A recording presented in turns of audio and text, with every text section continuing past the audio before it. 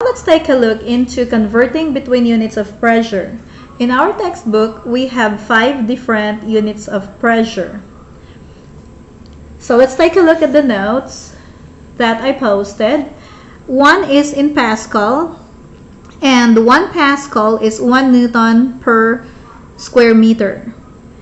Since Pascal is small, usually the unit is expressed in terms of kilopascal. That's the kPa that we have in here, and 1 kilopascal is equal to 1000 pascals. Another unit is the torr, which was named after Evangelista Torricelli. Now, 1 torr is equal to 1 millimeters of mercury. So here we go, the mmHg means millimeters mercury. Another one is atmosphere or ATM, where 1 atmosphere is equal to 760 torr, and this is also equal to 760 mmHg, and that is equal to 1.01 times 10 to the 5th pascals, or 101 kilopascals. In our textbook, we have more digits for the pascal and the kilopascals. It's up to you if you will copy the rest of the digits, but if you will write 1.01, that's fine with me, or 101 kPa. Another one is the PSI, and PSI stands for pounds per square inch. So 1 PSI is equivalent to 6.89 times 10 to the 3rd pascals. And lastly, 1 atmosphere is equal to 14.7 psi. Now, let's take a look at a sample problem on page 353. And this one is sample problem letter A.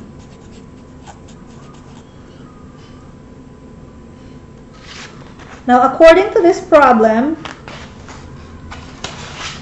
the average atmospheric pressure in Denver, Colorado is 0.830 atmospheres. So that is known. 0.830 atm. Express the pressure in letter A, millimeters of mercury, and letter B in kilopascals. So unknown A, mmHg, and B is kPa. So for our solutions, we're going to make a 2-column T-chart for each calculation.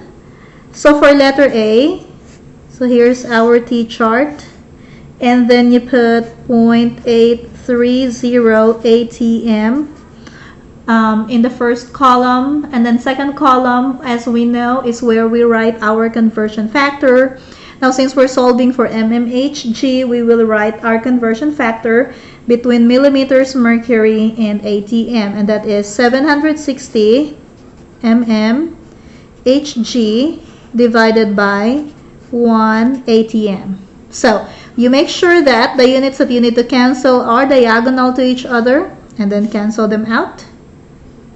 So now we're multiplying 0.83 by 760. So let's take a look at my little calculator. So 0.83 times 760, and that gives us 630.8.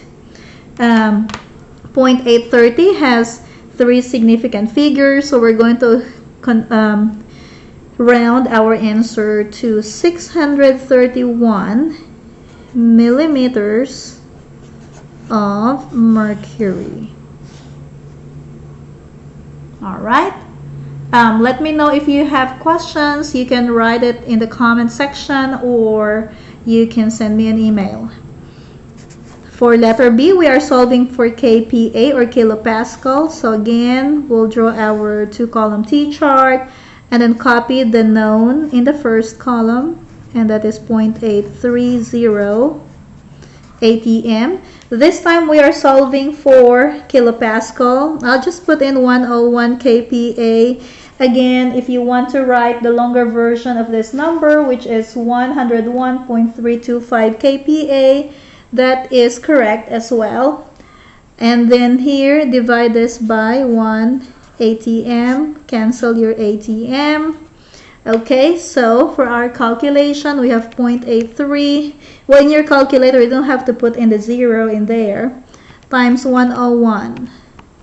So 83.83. Now, if you put 101.325, you'll get a slightly different answer. That is fine. Okay, so I'm going to write 83.8 in my final answer, and the unit is kilopascals or kPa, and that's 3 significant figures like the 0.80 in the first column. All right, so that's all for our examples. Let me know if you have some questions. Bye-bye.